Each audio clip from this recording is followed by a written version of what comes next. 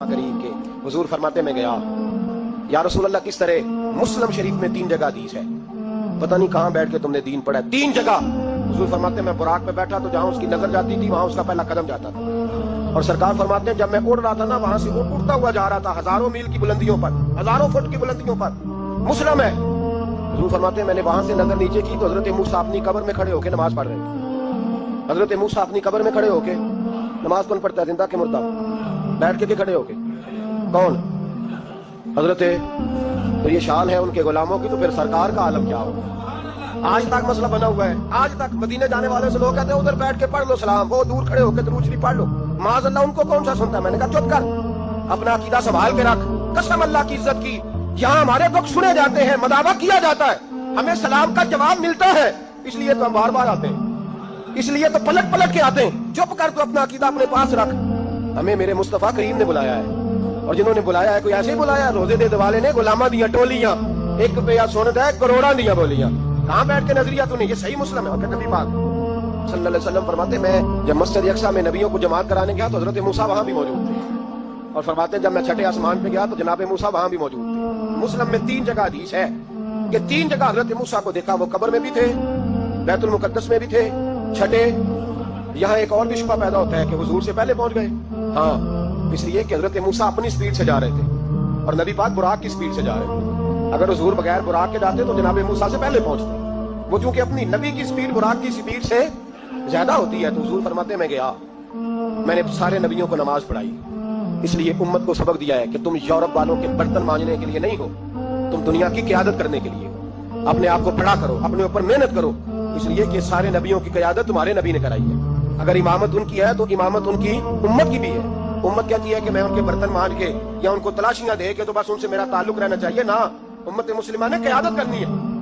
फिर मेरे मुस्तफा करीम फरमाते हैं पहला आसमान, दूसरा आसमान, तीसरा आसमान। फिर हुजूर फरमाते हैं मैंने दोज़ख भी देखी। बड़ी तफसीली बातें हैं, इंशाअल्लाह मैं करता रहता हूँ, करता रहूंगा। हुजूर फरमाते हैं मैंने जन्नत भी देखी। और वापस तशरीफ लाए तो हुजूर ने बताई भी कि मैंने किस किस का मकान देखा है। हुजूर फरमाने लगे उमर मैंने एक बड़ा प्यारा घर देखा, बड़ा खूबसूरत था, एक खूबसूरत आंखों वाली हूर भी वहां बैठी थी। तो मेरा दिल किया मैं घर अंदर से जाके देखूं। जब मैं वहां गया ना तो दरवाजे पे तेरा नाम लिखा था, दरवाजे पे असा भी आपने अपने बुवे लिखे है, अपनी अपनी मर्जी का नाम। अगे एक बंदे की फट्टी लगती सी जो सड़क बंदी सी ना, हुण किन्ना दी लगती है? एक ने खसूसी कावश की है, एक ने बना के दी है, एक जो उन्होंने कह गया भी बना दो। 3 बंदियां की फट्टी। मैं क्या पूछो पैसे कोलो लाए थे? क्या ख्याल है आप? पैसे किसके? नहीं तो है नहीं, तो दसना ही नहीं। पैसे किसके? फट्टी किसकी? क्यों भाई? जब पैसा आपका है तो फट्टी का क्या मतलब? फट्टी वो लगाए जो मालिक है। जन्नत के हर दरख्त में मेरे नबी के नाम का कलमा लिखा है, इसलिए कि हुजूर जन्नत के मालिक है सल्लल्लाहु। नबी पाक सल्लल्लाहु ताला अलैहि वसल्लम फरमाने लगे उमर में गया, बड़ा प्यारा मकान था, हूर भी बैठी थी। तो मैंने देखा कि अंदर से देखूं, जब मैं दरवाजे पे गया तो तेरा नाम लिखा था। तो मैंने कहा मैं नहीं अंदर जाता, उमर जलाली आदमी है, यही ना कहे मेरे घर में बगैर इजाजत, खुद ही कानून बनाया है कि इजाजत लेके जानी चाहिए, और खुद ही बगैर इजाजत चले गए तो उमर मैं नहीं गया। अल्लाह अकबर। इमाम सयूती कहते हैं हजरत उमर इतना रोए कि उनकी आवाज आने लगी। जब बंदा खुल के रोता है तो आवाज निकलती है, इतना रोए कि आवाज आने लगी। कहने लगे या रसूलल्लाह मैं ऊंट चराने वाले का बेटा, अगर मुझे अल्लाह ने जन्नत में मकान दिया है तो वो तो आपके कदमों की बरकत से मिला है, तो हुजूर में आप पे गैरत खाता। और सुनो यारो, अल्लाह अकबर, मेरे हुजूर मेराज से वापस आए तो वापस आके हजरत फातिमा की बात नहीं छेड़ी, जनाब मौला अली की नहीं, हसन और हुसैन की नहीं। तिरमिज़ी पढ़ो। नबी पाक ने हजरत बिलाल को बुलाया, फरमाया तू क्या काम करता है? हुजूर मैं नौकरी करता हूँ मुस्तफा के दरवाजे। फरमाया नहीं कोई खास काम करता है? हुजूर क्या हुआ? नबी करीम फरमाने लगे बिलाल मैं जब मेराज की रात जन्नत गया हूँ तो मैंने तेरे चलने की आवाज जन्नत में भी सुनी है। हुजूर मेराज में भी जाए तो गुलामों की बात, मेराज से आए तो बात गुलामों की। बात ये नहीं की कि मैं हसन की, हुसैन की, फातिमा की, अली की बात करूं। फरमाया बिलाल मैंने वहां तेरे चलने की आवाज सुनी, क्या करते हो? अर्ज की हुजूर मैंने क्या करना है? एक दिन आपने फरमाया था जब वुजू करो तो 2 रकते पढ़ लिया करो। हुजूर मैंने कभी नहीं छोड़ी, हर वुजू के साथ तहियतुल वुजू पढ़ता हूँ। हुजूर फरमाने लगे बस इसी बरकत से अल्लाह ने तुझे जन्नत अता फरमा दी। मेरे महबूब तशरीफ लाए, बड़ी बातें हुजूर ने सहाबा को सुनाई, बड़ी बातें। अल्लामा इस्माइल हक़ी फरमाया करते थे अल्लाह ने अपने नबी से 90,000 बातें की। कितनी? औहा इला अब्दिही मा औहा। अल्लाह फरमाते हैं मैंने अपने बंदा खास से बातें की, फिर खुद ही फरमाया मा औहा, तुम्हें क्यों बताएं, जो मर्जी की। इसका तर्जुमा है मा औहा, जो वही की, जो मर्जी की। अल्लामा इस्माइल हक़ी फरमाया करते थे कि रिवायात को जमा करें अकवाल को, तो कहते थे हम तज्जिया करते हैं सही नहीं बता सकते। अल्लाह ने अपने रसूल से 90,000 बातें की। اور پھر اپنے محبوب سے کہا کہ محبوب 30,000 باتیں ساری امت کو بتاؤ.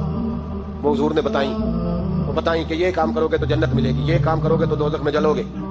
فرمایا 30,000 محبوب سب کو بتا, اور فرمایا 30,000 خاص کو بتا دو, خاص. اس لیے حضرت ابو ہریرہ فرمایا کرتے تھے حضور نے مجھے علم کی 2 تھیلیاں دی ہیں, ایک میں نے کھول لیا, دوسری میں کھول نہیں سکتا, مجھ پہ پابندی ہے.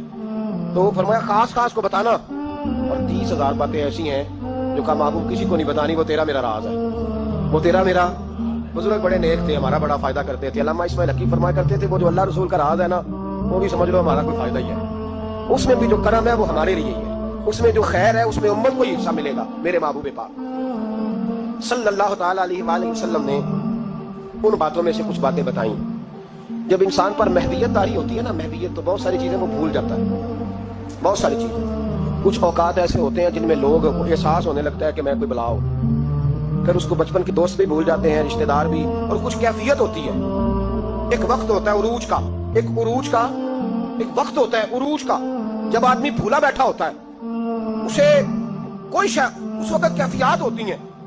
اس وقت کوئی عہدہ ملتا ہے, ہمیں پتا ہے کہ جب کسی جماعت کا رزلٹ آیا کرتا تھا تو اس وقت صرف رزلٹ کا پتا ہوتا ہے, پھر کسی اور چیز کی خبر نہیں ہوتی تھی. جب انسان کو کوئی عہدہ ملتا ہے تو اس وقت کسی اور چیز کی خبر, بعد میں ہر شاید تھوڑی یاد آتی ہے. میرے رسول پاک علیہ الصلوۃ والسلام وہاں پہنچے جہاں کوئی پہنچنے کا تصور بھی نہیں کر سکتا, اس عہدے پہ جہاں کسی کے دل میں سوال بھی نہیں پیدا ہوتا. حضرت موسیٰ نے تو ایک تجلی دیکھی تو بے ہوش ہو گئے, اور حضور فرمانے لگے میرے دائیں بائیں تجلیاں ہی تجلیاں, نور ہی نور تھا, آگے پیچھے دائیں بائیں.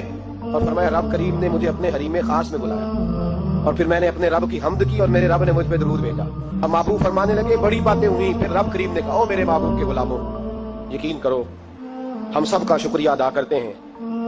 ہم نبی پاک کا شکریہ اگر ادا کر نہیں نہ سکتے تو ہم کوشش بھی نہیں کرتے. اتنا تو ہونا کہ 200-400 بار درود شریف ہی روز پڑھ لیں. پر میں رب کریم نے کہا محبوب کوئی بات. حضور فرماتے ہیں ان تجلیوں میں جہاں حضرت موسیٰ جیسے بے ہوش ہو گئے, مجھے بھولا نہیں. میں نے کہا مولا میری امت پہ رحم فرما, اے اللہ میری امت پہ. حضور فرماتے ہیں رب کریم نے کہا 70,000 بغیر حساب کتاب بخش دوں گا. میں نے کہا یا اللہ تھوڑے. فرمایا ہر رمضان کی رات میں 70,000 بخش دیا کروں گا. مولا تھوڑے. لیلۃ القدر آئے گی تو جتنے پیچھے بخشے ملا کے بخش دوں گا. یا اللہ تھوڑے.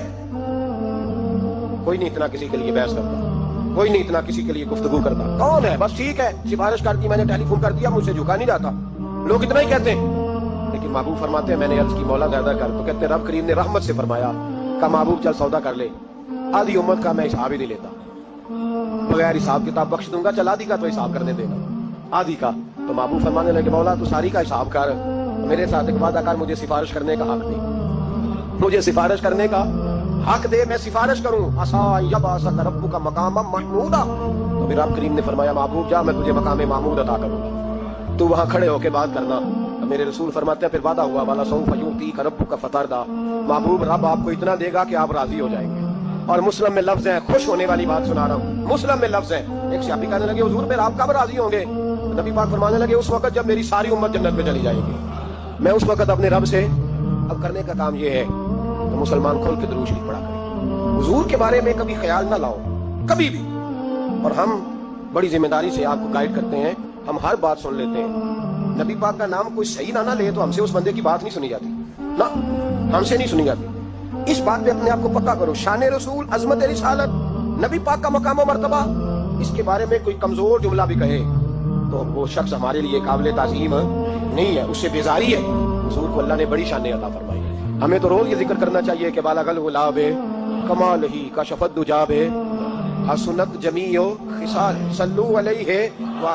رات آپ لوگوں نے سونا نہیں, کوشش فرمائیں, فرض نہیں ہے رات کی بات. اب یہاں بھی لوگ سوال کرتے ہیں, کہتے ہیں جی صحابہ کرام میں راشد کی رات بیدار رہتے تھے. تو میں نے کہا بھائی وہ سارا سال ہی رہتے تھے, وہ تو ہر رات اٹھ کے عبادت کرتے تھے. ہمارا زمانہ تھوڑا گڑبڑ آیا تو ہم کہتے ہیں چلو اپنے آپ مشکل ہو جائے گا, ایک جگہ سارے اکٹھے ہو جائیں اور عبادت کرنے. اور یہ وہی سوچ ہے جو حضرت عمر کی تھی. انہوں نے کہا اکیلے اکیلے تراویاں پڑھیں گے تو کوئی نہیں پڑھیں گے, جماعت شروع کراؤ. ورنہ نہ حضور کے زمانے میں باقاعدہ ہوئی نہ حضرت ابو بکر کے زمانے میں. تو اگر تو وہاں شکوہ نہیں کرتا تو ہم تو نفل کام کا حکم دے رہے ہیں, تو کہہ ہی نہیں رہے کہ فرض ہے واجب ہے. ہم تو سنت بھی نہیں کہہ رہے, ہم کہہ رہے ہیں کہ رات بڑی نصیبوں والی ہے, آنا چاہیے. اور سب سے ضروری اس رات یہ ہے کہ حضور کی نعتیں سنیں. لوگ نعت کو معمولی درجہ سمجھتے ہیں, حالانکہ نعت پڑھنا صحابہ کی سنت ہے اور سننا نبی پاک کی سنت ہے صلی اللہ ہو.